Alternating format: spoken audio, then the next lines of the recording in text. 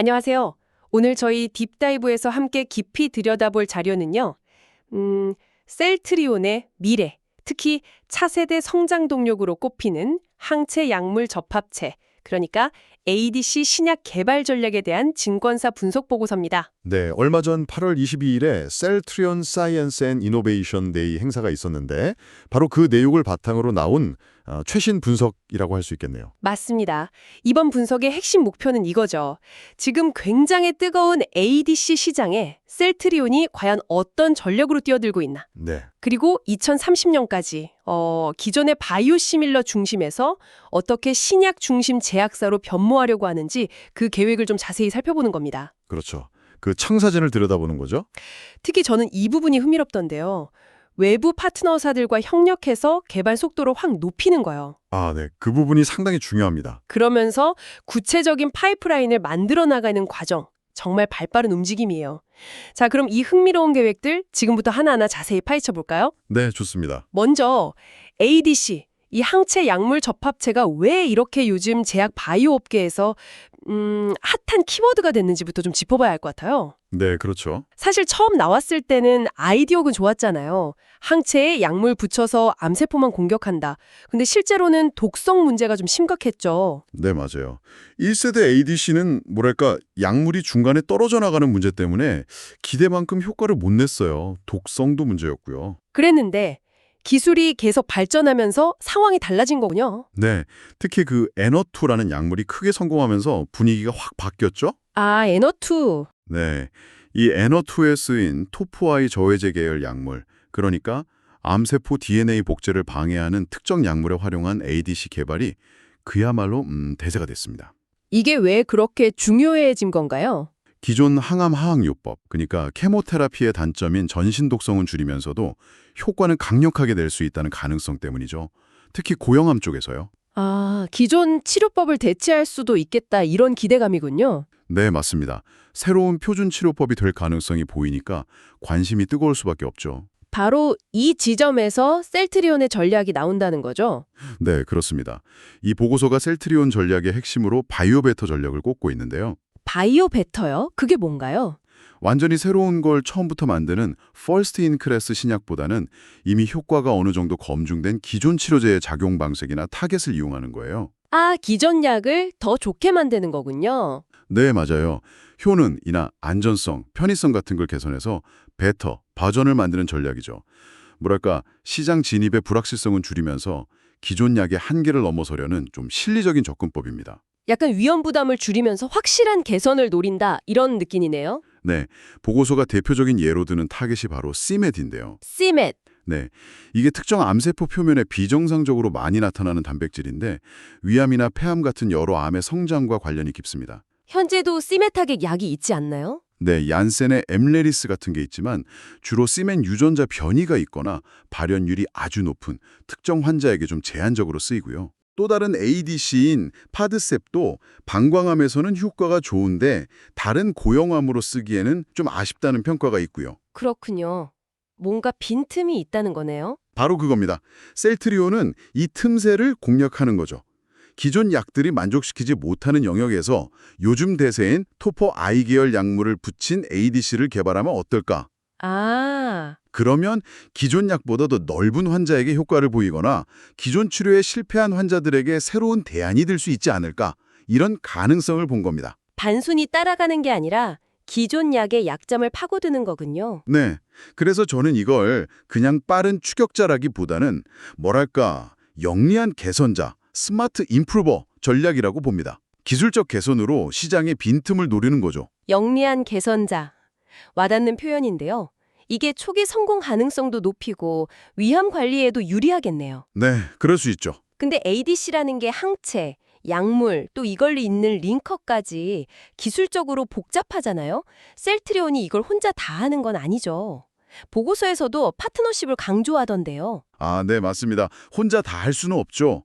그래서 국내 바이오텍인 피노바이오와 손을 잡았습니다. 피노바이오. 네, 여기서 PBX7016이라는 차세대 링커 페이로드 기술을 도입했어요. 그 기술은 뭐가 다른가요? 요즘 많이 쓰는 DXD 계열 페이로드의 장점, 그러니까 암세포 침투 능력 같은 건 살리면서요. 혈액 속에서는 안정적으로 있다가 암세포 안에서만 약물을 딱 방출하도록 설계됐다고 해요. 오, 그럼 효능은 높이고 부작용은 줄일 수 있겠네요. 네, 잠재적으로 그럴 수 있다는 거죠. 단순히 기술을 사오는 게 아니라 자신들의 바이오베터 전략에 뭐가 제일 맞을지 전략적으로 판단하고 협력하는 모습입니다. 전략적인 선택이군요. 근데 더 놀라운 건 개발 속도라고요. 네, 맞아요. 그게 정말 놀랍습니다. 중국의 아주 경험 많은 CDMO 기업 우시 XDC와 파트너십을 맺었는데요. 아, 위탁 개발 생산업체. 네, 이 협력을 통해서 비임상 후보물질 발굴부터 시작해서 임상 승인 IND 받고 실제 환자에게 첫 약물 투여하기까지 걸린 시간이 불과 15개월이라고 합니다. 15개월이요? 보통 몇 년씩 걸리지 않나요? 네, 그쵸. 정말 엄청난 속도입니다. 후발주자지만 파트너십으로 시간을 확 단축하려는 계획이 있었던 거죠. 와, 이게 바로 파트너십의 힘이군요. 바로 그겁니다.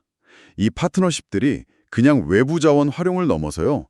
셀트리온의 ADC 전략 실행에 속도와 효율성이라는 날개를 달아주는 거죠. 네. ADC가 말씀하신 것처럼 항체, 링커, 약물, 세호소 조합이랑 생산이 정말 까다롭거든요.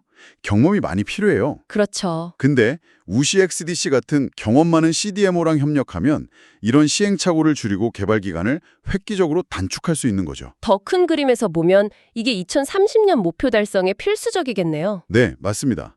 경쟁이 워낙 치열한 분야라 후발주자로서 빠르게 성과를 내려면 이 속도가 절대적이에요. 파트너십은 이 속도 경쟁에서 이기기 위한 뭐랄까 가장 현실적인 무기인 셈이죠. 셀트리온의 의지가 보이네요. 정말 속도전이군요. 외부 역량을 적극 활용하는 모습. 그럼 이렇게 속도를 내서 구체적으로 어떤 신약들을 만들고 있나요?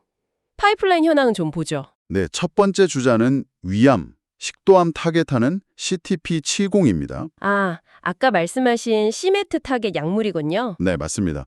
위암이나 식도암 환자의 한 40% 이상에서 이 시메트 유전자가 과발현된다고 해요. 타겟이 꽤 명확하네요. 그렇죠.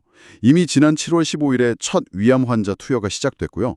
올해 연말까지는 임상 1상의 파트 1, 그러니까 안정성이랑 적정 용량 결정하는 단계를 마칠 계획이라고 합니다. 오, 첫 단추는 잘 꿰어지고 있는 것 같네요. 네, 일단은요. 그럼 다른 암 종류는요?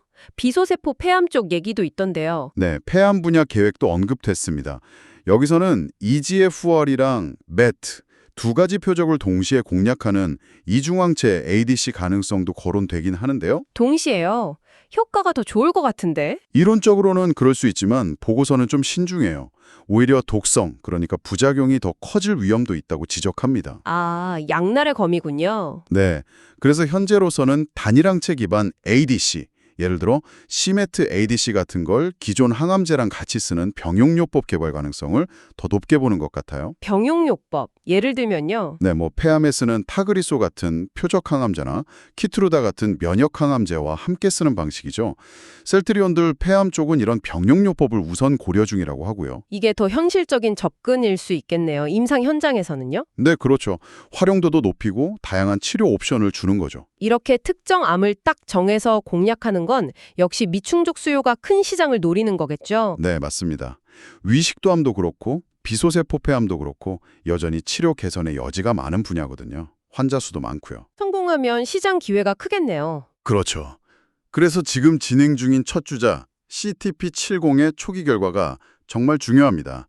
여기서 좋은 데이터가 나오면 셀트리온의 바이오베터 플러스 토포 IADC 전략이 처음으로 검증되는 셈이니까요. 이게 잘 되면 후속 파이프라인에도 탄력이 붙겠네요. 네, 반대로 결과가 안 좋으면 좀 전략 수정이 필요할 수도 있고요. 결국 중요한 질문은 이거죠. 이 바이오베터 접근법과 빠른 개발 속도가 실제 임상 데이터라는 결실로 이어질 수 있느냐. 네, 데이터가 중요하죠. 2026년 하반기부터 데이터가 나온다고 하니 다들 주목할 수밖에 없습니다. 그렇군요. 결국 데이터로 증명해야 하는 거니까요. CTP70 결과가 정말 중요하겠네요. 자, 그럼 셀트리온이 그리는 더 큰 그림, 미래 로드맵은 어떤 모습인가요? 목표가 상당히 야심차던데요. 네, 맞습니다. 2030년까지 총 10개의 ADC 항암제를 개발하겠다는 목표를 세웠어요. 10개요? 와, 네, 그냥 목표만 있는 게 아니라 2028년까지 매년 2개 이상 임상시험 계획, IND를 제출하겠다고 구체적인 계획까지 밝혔습니다. 매년 2개 이상이요. 꾸준히 새로운 파이프라인이 나온다는 거네요. 그렇죠. 마치 컨베이어 벨트처럼 계속 ADC 신약을 만들겠다는 거죠. 그리고 말씀하신 것처럼 이 약들의 실제 효과를 볼 수 있는 데이터는 2026년 하반기부터 순차적으로 공개될 거로 보고서를 보고 있습니다. 자, 그래서 이 모든 계획들이 의미하는 바가 뭘까요? 보고서에서 특히 인상 깊게 본 부분 중 하나가 이 모든 걸 외부 자금 조달 없이 한다는 점이더라고요. 아, 네.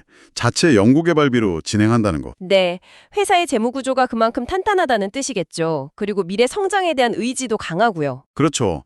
종합적으로 보면 이 보고서는 셀트리온이 ADC라는 차세대 기술에 정말 집중적으로 또 전략적으로 투자하고 있다는 점을 높이 평가하는 겁니다. 네. 그리고 피노바이오, 우시, XTC 같은 파트너들과 효율적으로 협력해서 개발 속도를 확 높여서 2030년까지는 바이오 시밀러 회사를 넘어 신약 중심의 글로벌 빅파마로 가겠다. 이런 아주 명확한 비전과 계획을 보여주고 있다고 분석하는 거죠. 그래서 매수 의견과 목표 주가 23만 원을 제시했군요. 네, 그런 자체 역량과 파트너십을 활용한 성장 잠재력을 긍정적으로 본 겁니다. 특히 2026년 이후 데이터가 잘 나오고 2030년쯤에는 가속 승인 같은 걸로 ADC 신약들이 포트폴리오에 들어오기 시작하면 이건 정말 회사의 근본적인 변화, 혁신 신약 기업으로의 전환을 의미할 수 있다는 기대감이 반영된 거죠. 네. 오늘 리포트를 쭉 훑어보니까 셀트리온의 ADC 전략과 미래 비전이 훨씬 뚜렷하게 보이네요. 바이오베터 전략으로 시작해서 파트너십으로 속도를 내고 2030년까지 10개 파이프라인 구축. 정말 야심찬 계획입니다.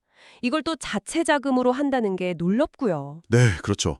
보고서는 전반적으로 상당히 긍정적인 전망을 하고 있어요. 하지만 여기서 한 걸음 더 나아가 생각해 볼 점도 분명히 있습니다. 어떤 점일까요? 보고서가 강조한 속도, 다수의 파이프라인 동시 진행, 그리고 파트너사 의존도, 이게 사실 동전의 양면처럼 위험 요인도 안고 있거든요. 아, 그럴 수 있겠네요. 예를 들어 이렇게 복잡한 프로젝트를 여러 개 동시에 그것도 아주 빠르게 진행하다 보면 혹시 실행 과정에서 뭔가 차질이 생기거나 자원이 분산될 위험은 없을까? 네, 관리가 중요하겠군요. 그렇죠. 또 핵심 기술이나 생산을 각기 다른 파트너사와 협력하는 구조잖아요. 이 과정에서 전체적으로 품질을 일관되게 유지하고 혹시 모를 기술 문제나 공급망 이슈 같은 걸 어떻게 잘 관리할 건지 이것도 중요한 과제입니다. 계획만큼 실행력이 중요하다는 말씀이시네요. 네, 맞습니다. 단순히 계획 발표하고 임상 들어가는 걸 넘어서 이 복잡하고 야심찬 계획을 실제로 얼마나 매끄럽게 또 효율적으로 실행해 나가는지, 그 과정의 위험 관리를 얼마나 잘하는지, 이 실행 역량 자체도 앞으로 셀트리온의 가치를 평가하는데 임상 데이터만큼이라 중요한 잣대가 될 겁니다. 네, 정말 중요한 지적이십니다.